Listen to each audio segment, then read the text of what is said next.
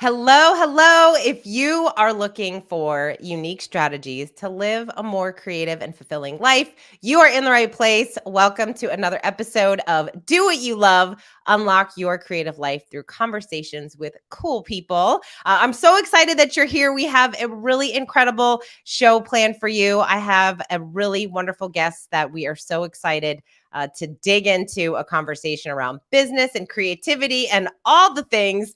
So I'm excited to introduce you to my friend known as the Queen of Relationship Marketing, Jessika Phillips. She is on a mission to redefine corporate America and create something she wants to be part of.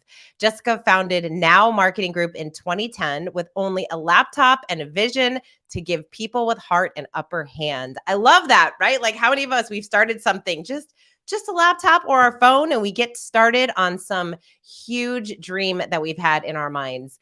Now Marketing Group was recognized as Inc. Best Places to Work in 2022, is a Forbes recognized agency partner, partnered with Facebook, Google, and a certified inbound partner and HubSpot. So Jessika is someone that I've known for quite a few years. We know each other mostly through social media stuff, so I don't get to see her beautiful face all the time, but I always enjoy our conversations, and I know that you're going to enjoy hearing from her as well. So here is Jessika Phillips. Jessika, so good to see you. Friend. Good to see you as well. I always love seeing your smiling face.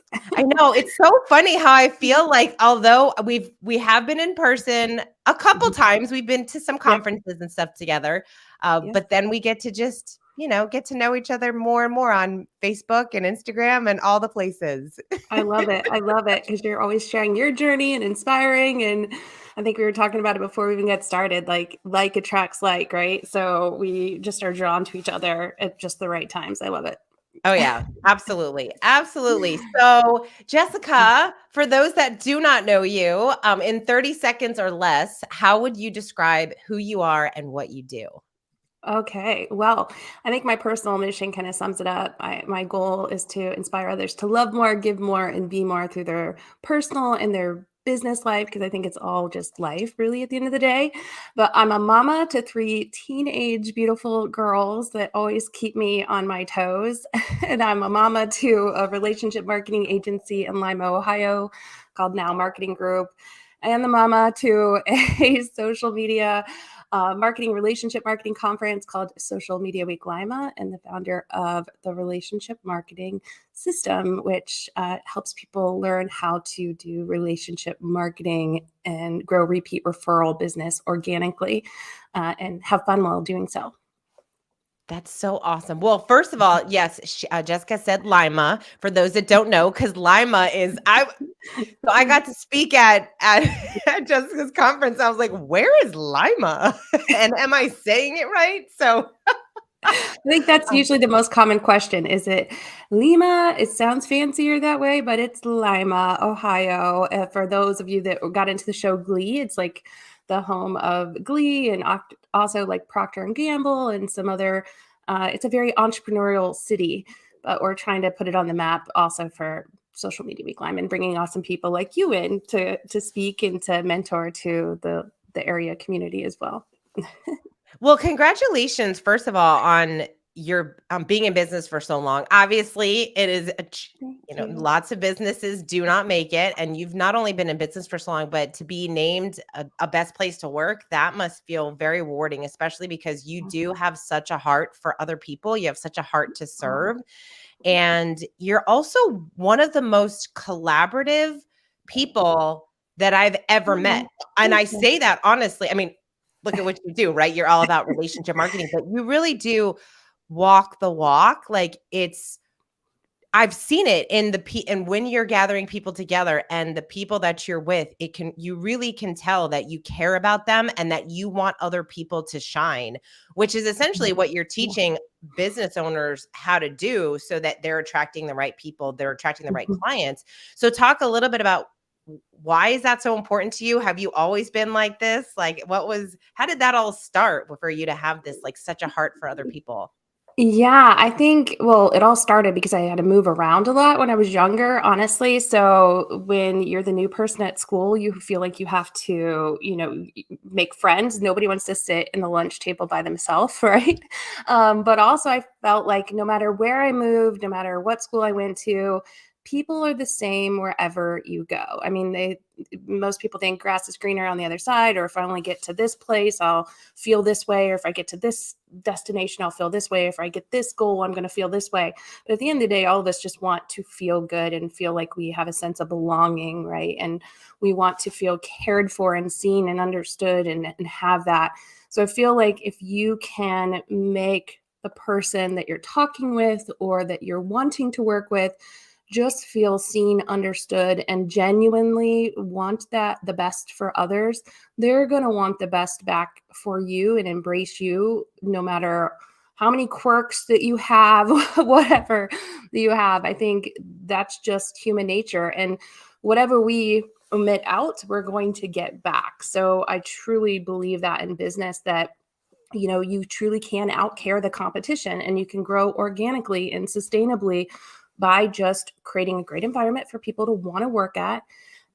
If you're a business owner or an entrepreneur getting started, and something that your clients want to be part of, they're going to tell others and help you grow that. So I think it started very young for me, going back to your original question, by moving around a lot and just realizing like I am safe no matter where I go, as long as I show up with the heart of truly wanting to build relationships. And then that carried over into business. So I shared it before, but my entrepreneur journey didn't start out with a plan of being an entrepreneur at first. It was like, oh, I thought I had my forever job.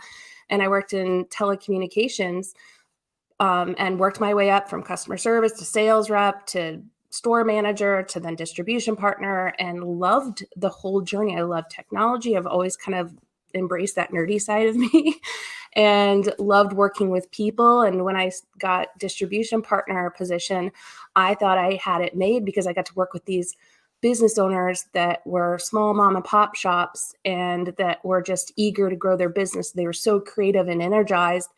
And so I loved it. I got to work with technology and people, best of both worlds. But I ended up getting very sick with my daughter and that I was pregnant with at the time, a very sick pregnancy, and was let go of this corporate job because they couldn't fill my spot, or I couldn't fill my spot, and they needed it filled and didn't want to wait and take the chance on me because it was a numbers game to them. And so that put me in a position of, oh my God, now what? Right? I'm the breadwinner, I'm the insurance carrier, all the things. But because of the relationship aspect of who I was at the core, I was still getting phone calls in from some of these mom and pop shops at the time asking me questions on how to set up their social media profiles because that was very new at the time. And then a light bulb went off like, oh, I can mix my passion and with my purpose and my character and still create something now without relying on this corporate job. So that's something that started off very young and that I had to realize was still a huge asset and could be built into a business then long term later, um, when I had the moment to pause actually in the hospital and realize what that how that could come to fruition at the time. Wow. It's a story that, you know, some people, I mean, we've heard in other people, right? Like when your back is up against the wall and you have to kind of figure out what to do. What advice would you give to that old Jessica when you were just starting out now that you know so much more as you've built your business? I think it's the same advice I would still give myself today, and anyone else around me, honestly, is trust yourself. Trust yourself Mm. that you do have the answers within inside yourself. Sometimes I feel like the things that come naturally easy to us, we discount or overlook as gifts because they're just innate and built in and just flow through us because that's our purpose, that's our gift, right? And so we overlook it. And also, I would say take those pause moments for yourself and do those internal like checks. Like, how am I feeling right now? Am I truly happy or am I just busy? Right? Like, am I truly doing something that fuels me or that is draining me? And take those moments and say, if I knew what the answer was, what would it be? And give your intuition the green light to take it wherever it needs to go for you, because a lot of times we have these little things that go in our head and little thoughts, and then we're like, oh, that's ridiculous, and just dismiss it, but don't pause and sit with it for a minute and feel into how we're truly feeling. And so we just keep doing the same thing. Our conscious mind loves repetition, and it loves just, doing things on repeat. And nothing changes if nothing changes, which I think all of us have heard that quote before, and that's the truth. And sometimes it's uncomfortable to step outside of that. But if we gave ourselves permission, I think we would be pleasantly surprised with where we could go. And even if, like, coming from a town small like Lima, Ohio, population like 40,000, to, be an Inc. best places to work. And I'm not saying that to, toot our own horn, but yeah, kind of, anybody can do it, because it just honestly takes the getting out of your own way at the end of the day. Yeah, it's almost like I feel like there's this sense of, I don't want to say ignorance, but like that, the saying ignorance is bliss. It's like when you don't know that you're going to have some of the challenges that you're going to have if you start a business or you do any kind of passion project or you pursue anything. Mm-hmm. It's kind of easier, right? Like when we focus on really the things that we can control versus the things that we can't, it becomes so much easier to move forward and just kind of like have faith that it's going to work out. Like even when we don't see those next steps. And so, but we've got to kind of have that level. I love that you said trust yourself. I think that can be a challenge for a lot of people, to trust their dreams, to trust their ideas. We've kind of talk ourselves out of doing so much of what we want to do because there's so many reasons as to why it might not work instead of why it would work. And so, but that does turn into a mindset thing. And we're going to talk a lot about that. So before we do, why don't you share with us, what is your definition of a creative life? Definition of a creative life is, one, tapping into your honest, most truthful self. So I know some people say authenticity, but I would say tapping into your truth of what fuels you and lights you up. But you can also see that it's creating a path for others to be lit up when they're around you as well. I would say, your creative life is also getting comfortable with being uncomfortable. Like you're just saying, sometimes is ignorance is bliss, but I don't think it's as much as rewarding as the things that actually challenge us.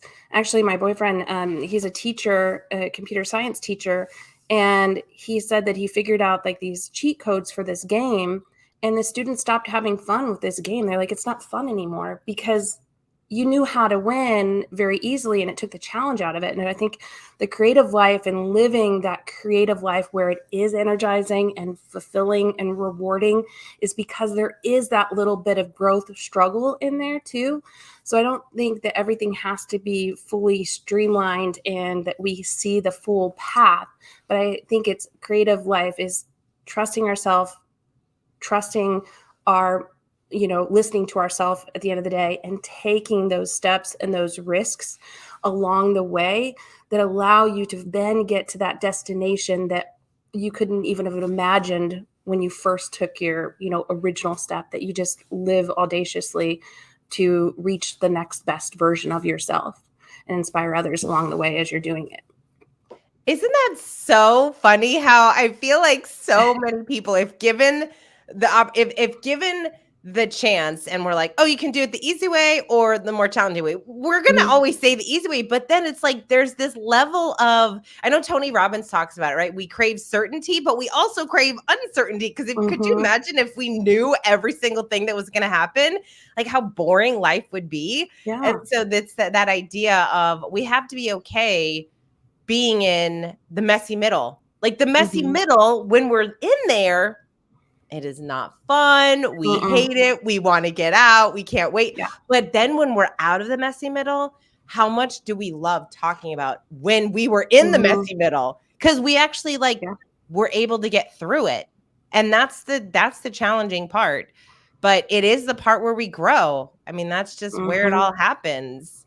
And that's the part that inspires others. I mean, if you think of ever like inspirational story, a lot of them had some struggle or some just, adversity that they were back up against.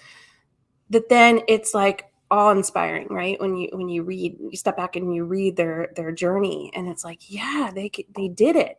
And then it's like once they reach that peak, we can also get complacent. Then the ones that are even more creative and inspiring are the ones that keep going, keep pushing it forward, and to see, how far that they can go. I think honestly that's really what life's about, and the people that are the most joyful are the ones that are consistently trying to be the better version of themselves, at the end of the day. Um, and that's really what our legacy is too. So I think creativity doesn't have to be something that I think some people think, oh, only some people are creative. I'm right brained or left brained, right? Like creativity can be whatever you're doing. I think Jim Rohn said this quote. It's like it's doing the ordinary extraordinarily well, right? Like that can be creativity too, that you find something simple like, like I think it's super creative, the post-it notes that we all use, right? But it's paper and tape, but somebody thought of that. And then now they're thinking of different ways of doing it. It doesn't have to be something that's so abstract to be creative. Yeah, creativity, everyone is creative. It's the way that we move around the world, right? It's like the way that you make your breakfast, have conversations with your team members. It's how you do your work. I mean, that is why we hire great people, right? We're expecting Mhm. them, hey, this is the role, this is what the outcome I'm expecting of you, but how you get there, hey, do your thing. And Yeah. like that is all about creativity. And I think people really forget that because we tend to think creativity and what do most people think of? An artist, a musician, a Mhm. poet, a writer. Like this, we're thinking about those kinds of people, but every single person has creativity inside of them, Mhm. and we have to be able to tap into that and also give yourself permission to be Yep. creative. To Exactly. Trust yourself. Yes. Yeah. Yeah. Well, one of the reasons I reached out to you is I saw that you part of your creative life is exploring and learning and growing, and you became NLP certified. And I guess it's hypnotherapy, it's all these different modalities. So, talk about that Mhm. because I'm so Sure. fascinated with it. Yeah, I love it. And I think I'm going to go for the next level too. But so I did NLP, just the practitioner training a few years ago, which was amazing. It really helped me understand the way that our mind works. But for anybody that doesn't know, first, let me just say NLP is basically self mastery. It stands for Neuro-linguistic programming, which is the language of the brain. But in simple terms, it is being able to tap in to your hack into your brain and to be able to master any skill that you want, which is awesome. So it is kind of that cheat code. But I went to the next level, which is NLP Master Prac, which yes does take place to help us understand also some hypnotherapy, some language patterns. You mentioned Tony Robbins, like he's a master at this as well. So it's all about communication, but it's more about one of the quotes that is most common in NLP that people love is that communication is about the response that you get. It's not what you say, but it's about the response that you get. So it's learning to be a better listener and also learning to tap into how to respond. So I went through this training with amazing Stephanie Garcia, that is just we all knew her in the social media space, with her live shows and just being the master of live on camera, and she did an LP master prac with us, which was a 2 week long, 12-hour day sessions, which was awesome. But it was teaching us, yes, the how to tap into our brains and to be able to master the art of how to level up at the end of the day. So what is I mean, obviously you learned a lot of things. What is Mhm. something that surprised you the most about going through the training or one kind of one activity that got you really excited?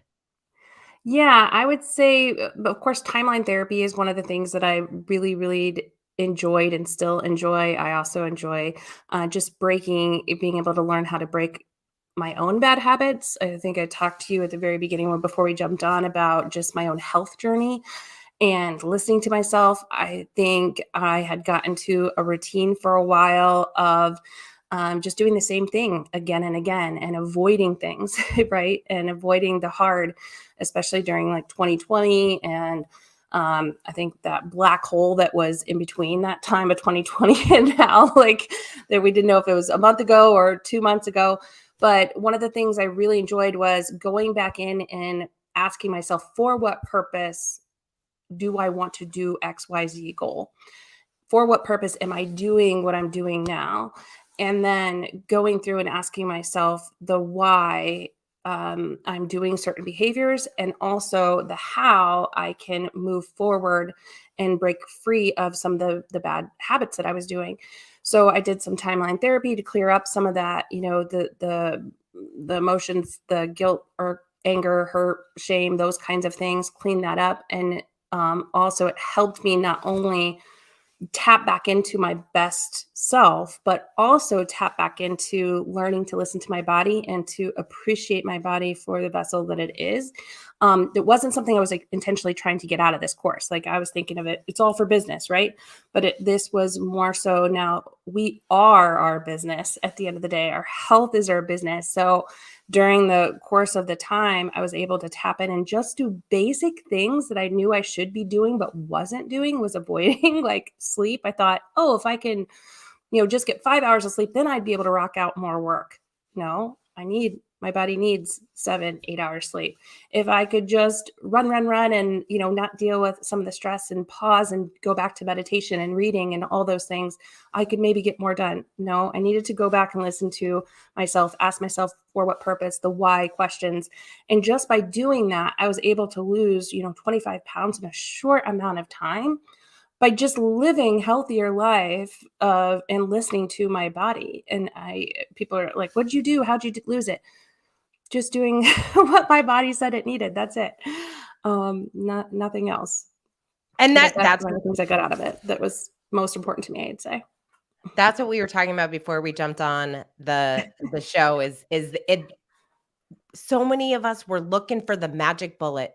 Like, what's Mhm. the magic bullet? And when it comes to health and fitness, it's always interesting because is it keto? Is it paleo? Is it intermittent fasting? It's all these different Yeah. things, but it's like, let's not complicate it. Like, it's usually Mhm. getting back to the basics and doing the things we know we should be doing.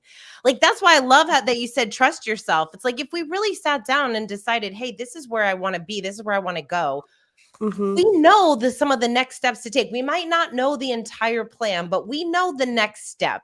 And oftentimes what we're doing is not really pushing us forward. So when we can be disciplined to take that next step, those baby steps every single day, we're going to start to see those results, which I'm not surprised that you saw results so quickly, because when you do shift your mindset and you come from it from a different perspective, it's easier to say yes to the decisions you know you should be saying yes to and move forward. So what do you feel like is the biggest reason that people are stuck or holding them back from really Mhm. pursuing the life that they really want to live? Everything, and I do mean everything ties back to our mindset. That's it. Our mindset on fear, right? Are we thinking about lack or are we thinking about growth? Mindset on, do we feel worthy or do we, feel like there's so much more that we could become? Mindset on, oh, I'm getting caught up on imposter syndrome, or mindset, I'm getting caught up in jealousy because this person has this and this. I'm getting caught up in FOMO, right? Like I'm getting caught up in fear. Like that's what I was saying. I was cutting out hours of sleep and trying to do power hour sessions and like, no, I see these businesses struggling. So I am so fearful and got back into those bad habits that I was like, and my business was struggling during a time when I was trying to push harder. And when I just released and got back into the positive mindset, which sounds cliche and it sounds woo woo, but it's so true. I promise you that when you can get into a good mindset and just trust yourself, trust that there's enough out there. There's no such thing as lack. Everything is plentiful for us there. Trust and have the mindset that you need to take care of yourself, your mental health, your physical health, your spiritual health. All of that is the very most important part of growing anything in your life, growing your personal goals, reaching your business goals. All of that goes back to our mindset. And then when we take care of our mind first, everything else will come to us effortlessly. But it's the hardest thing to do because when we're so surrounded by our awareness of this is what I'm seeing on the news, or this is what I'm seeing in front of me, is this account closing, or I don't see a path forward, then we stop trusting ourselves and then just react out of fear versus intuition. So is there a technique that you can share with people that helps to unlock that?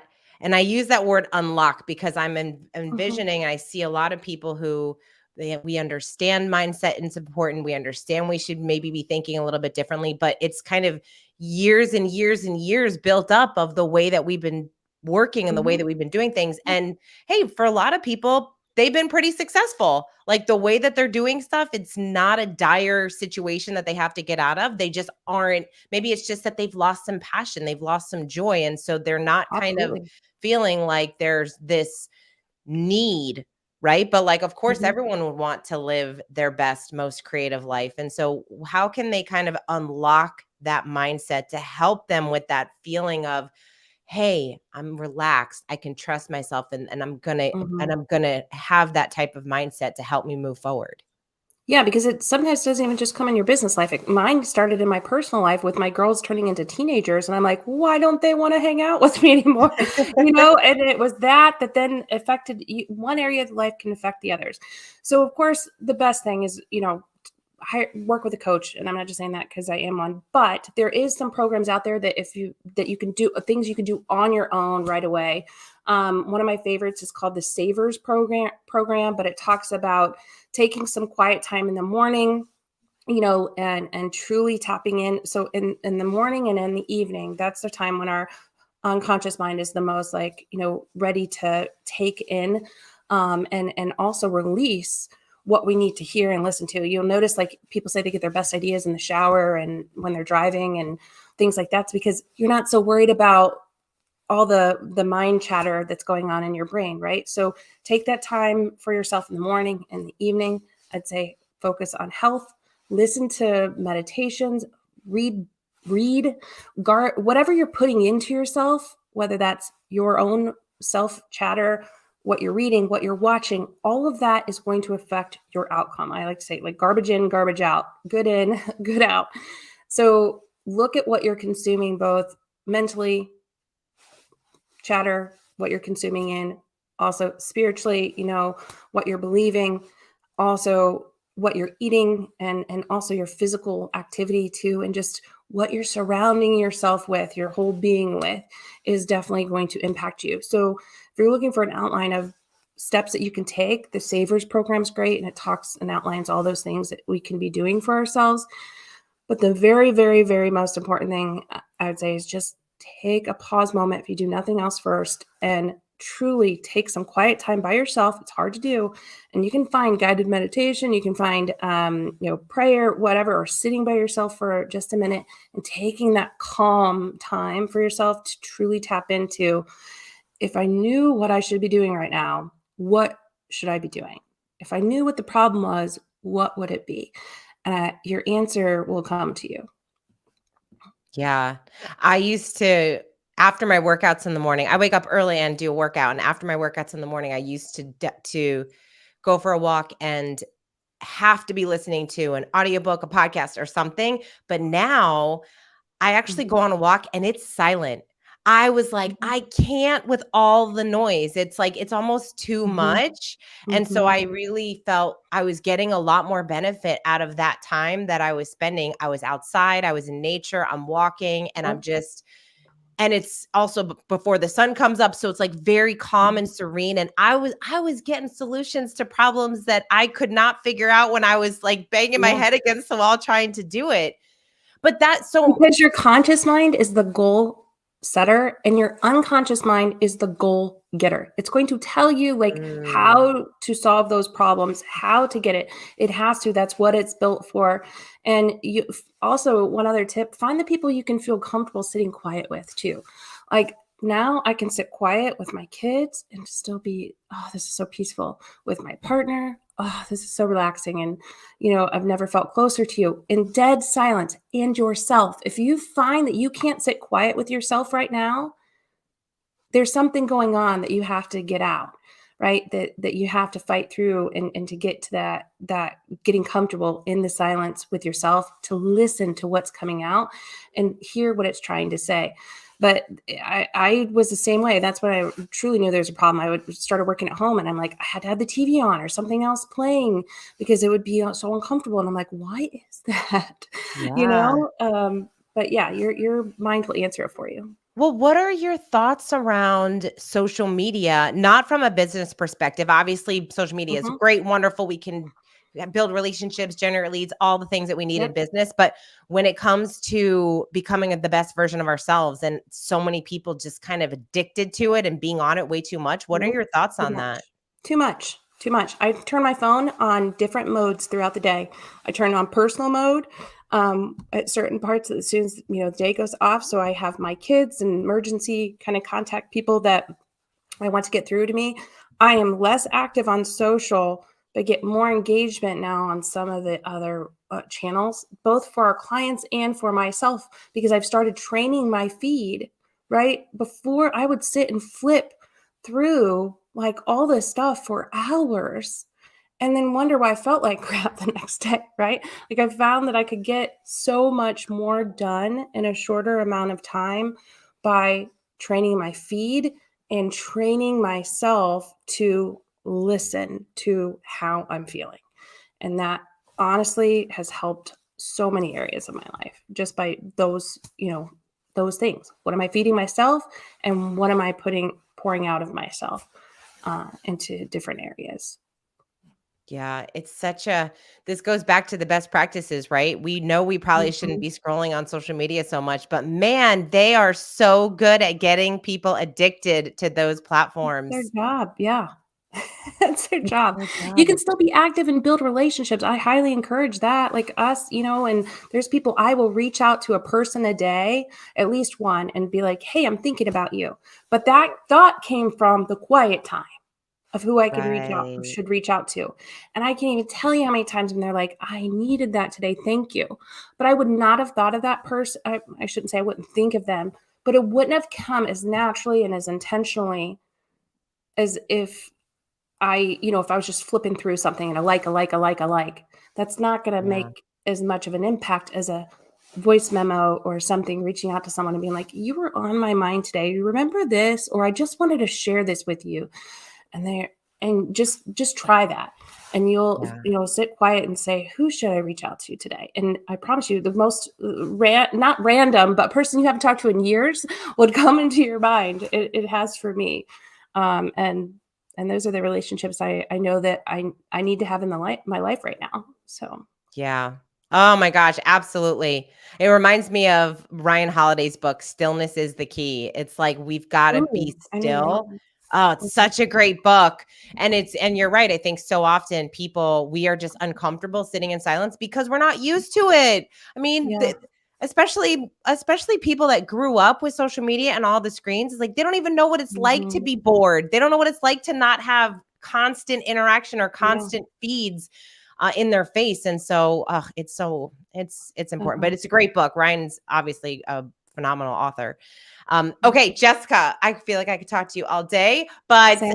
we're gonna leave with. I always love to ask the guests to share one activity that someone can do in 10 minutes or less to live a more creative life. I think we just said it. Sit in quiet, sit in silence, find those people you can sit in nature with, take a walk, but take time for a pause. Then ask yourself those questions that will come to you easily, effortlessly, and continuously. If I knew the answer, what would it be? And I promise Mm. you, you'll get those answers. A I lot love it. easier. If I knew the answer, what would it be? Mhm, Such a great question, especially if there's something that you're challenged with, ask mhm, yourself that, and somehow, some way deep down inside, you're gonna mhm. come up with what that next step would look like. So Jessica, you're so awesome. Thank you so so much are for you. coming on the show. Where is Thank the you. best place for people to find you and connect with you? Sure. Yeah, well, whatever channel is yours of preference, I'm most likely there, not as active all the time, but I am active.